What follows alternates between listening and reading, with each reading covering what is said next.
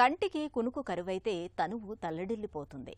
మనసు కకావికలమవుతుంది. ఫలితంగా తెలియని బడలిగా ఆవహిస్తుంది. నీరసం, నిస్సత్తువ పట్టి పీడిస్తాయి. మొత్తంగా నిద్రలేమితో మానసికంగా, శారీరకంగా అంతులేని వ్యధ కలుగుతుంది.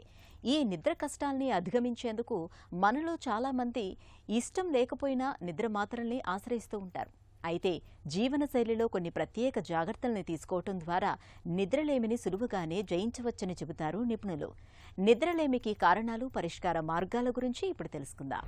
నిద్ర సరిగ్గా లేదు అనేదానికి ఇండికేటర్స్ ఏమిటంటే, ఇప్పుడు నైట్ నిద్ర లేదని వచ్చినప్పుడు ఇంకా వాళ్ళకు నిద్ర సరిపోవడం లేదు ఆ బాడీకి, ఆ శరీరానికి అనేటప్పుడు కొన్ని ఇండికేటర్స్ ఉన్నాయి. అది ఏమంటే ముఖ్యంగా వాళ్ళు డే టైము ఆఫీస్లో ఫర్ ఎగ్జాంపుల్ ఏదైనా వర్క్ చేసి అంటే సాఫ్ట్వేర్ ఇంజనీరు లేదా వర్క్ చేస్తుంటారు అనుకోండి, వాళ్ళకు డే టైము ఆఫీస్కి పోవడము, ఇట్లా కునుకు రావడము, వర్క్ చేస్తూ మధ్య మధ్యలో నాప్స్ ఒక 10 మినిట్స్ నిద్రపోవడము లేదా 5 మినిట్స్ నిద్రపోవడం అట్లా వస్తుంటే అదొక ఇండికేటర్. ఆ విధంగా వస్తుంటే వాళ్ళకు నైటు సరైన నిద్ర లేదు అనేదానికి ఇండికేటర్.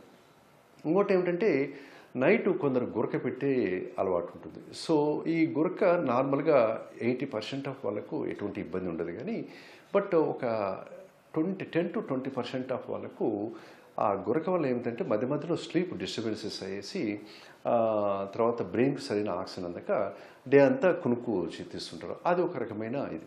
సో ఈ విధంగా డే టైము వాళ్ళు కునుకు తీస్తుంటే అప్పుడు వాళ్ళకు నైటు సరైన నిద్ర లేదనే దానికి ఇండికేటర్. అప్పుడు మనం దానికి సంబంధించిన ట్రీట్మెంట్ ఇవ్వాల్సిన, అది ఎందుకు వాళ్ళకు నైట్ నిద్ర రావడం లేదు అని కనుక్కొని దాన్ని బట్టి మనం ట్రీట్మెంట్ ఇవ్వాలి. కానీ నిద్ర లేదని వాళ్ళకు నిద్ర టాబ్లెట్ ఇవ్వడం అనేది it is completely wrong. So కాబట్టి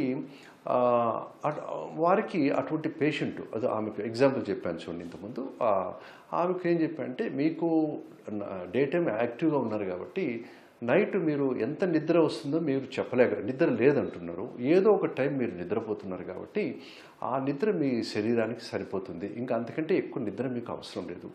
నిద్ర రానప్పుడు మీరు 9కు 10కు పనుకోకుండా 11 లేదా 11:30కి అట్లా మీరు ఏదో ఒక బుక్స్ చదువుకోవడము, లేకపోతే టీవీలో మంచి ప్రోగ్రామ్స్ చూసుకొని ఏదైనా భక్తి గీత అటువంటి ఏదైనా మీకు ఇంట్రెస్టింగ్ ప్రోగ్రామ్స్, సాంగ్స్ కానీ అటువంటి చూసుకొని 11కు పనుకోండి.